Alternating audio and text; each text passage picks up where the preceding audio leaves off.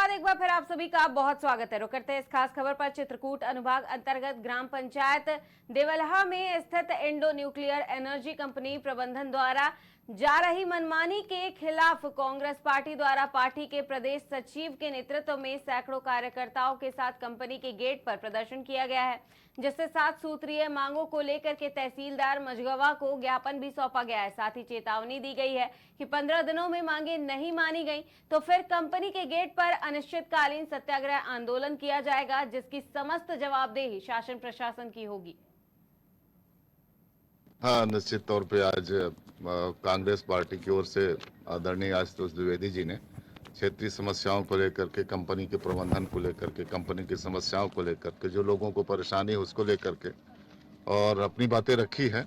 और ये क्षेत्र की जागरूकता है कि अगर कहीं कोई समस्या होती है तो अपनी बातें रखी जाती ताकि समस्या का निदान हो सके। और इस बात की हम सराहना करते हैं कि आपने बड़ी सौजन्यपूर्ण ढंग से कंपनी प्रबंधन और प्रशासन और आप जो कांग्रेस पार्टी के हमारे लीडरशिप है उनके बीच में अच्छी चर्चा हुई है। सारे 7 बिंदु का ज्ञापन है और सभी 7 बिंदुओं पर हमारी चर्चा हुई है।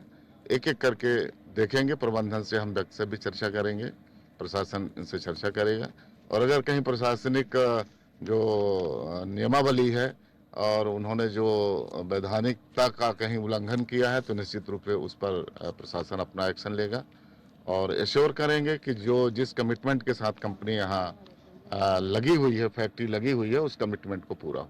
सर, मुख्य बिंदु रहा कि यहाँ लोकल लोगों को रोजगार नहीं दिया जा रहा और इनको सर प्राइवेट बेस्ड में रखा जाता है, इनको कंपनी तरफ से नहीं रखा जा रहा। बिल्कुल, इस बिंदु पर भी चर्चा होगी कि जो कंपनी के कमिटमेंट रहते हैं रोजगार के संबंध में, वो रोजगार पूरे क्षेत्रीय नागरिकों को मिले, ये पूरा देखा जाएगा। आज हमारी मांग के मुख्य 7 बिंदु हैं। इसमें से पहला है कि क्षेत्रीय युवाओं को रोजगार दिया जाए। दूसरा बिंदु है हमारा कि जो फैक्ट्री से निकलने वाला प्रदूषित पदार्थ है उसको व्यवस्थित किया जाए, कोई सेप्टिक टैंक बनाया जाए या कि कुछ ऐसी व्यवस्था की जाए कि जिससे मवेशी वगैरह उसको ना खा पी पाएँ ताकि उनकी मृत्यु ना हो। तीसरा, जो पटना बांध का पानी जो सीपेज का जो लिया जा रहा है, जो रोहनिया गाँव में जाता है, उसको कंपनी ना ले। चौथी हमारी मांग थी कि फैक्ट्री में कार्यरत प्रत्येक कर्मचारी का बीमा कराया जाना चाहिए। और 5वीं मांग है हमारी, फैक्ट्री में महिलाओं को भी बराबर की हिस्सेदारी मिलनी चाहिए, उनको भी यहाँ पर रोजगार मिलना चाहिए। 6वीं मांग है कि फैक्ट्री से जो प्रदूषण निकलता है, ये एक प्रकार का सुझाव भी है हमारा, तो इस प्रदूषण को रोकने के लिए यहाँ पे कुछ लगभग 2-2.5 हज़ार पौधे लगाए जाने चाहिए। पौधे ऐसे नहीं लगाने चाहिए कि सिर्फ कागज में लगें, यहाँ के क्षेत्रीय लोग भी जन सहयोग करेंगे उसमें और इसका बृहद पौधारोपण करना चाहिए। हमारे माननीय तहसीलदार साहब, माननीय SDM साहब और फैक्ट्री प्रबंधन के सहयोग से हम सब लोग सहयोग करेंगे उसमें और एक बृहद पौधारोपण होना चाहिए इस क्षेत्र में।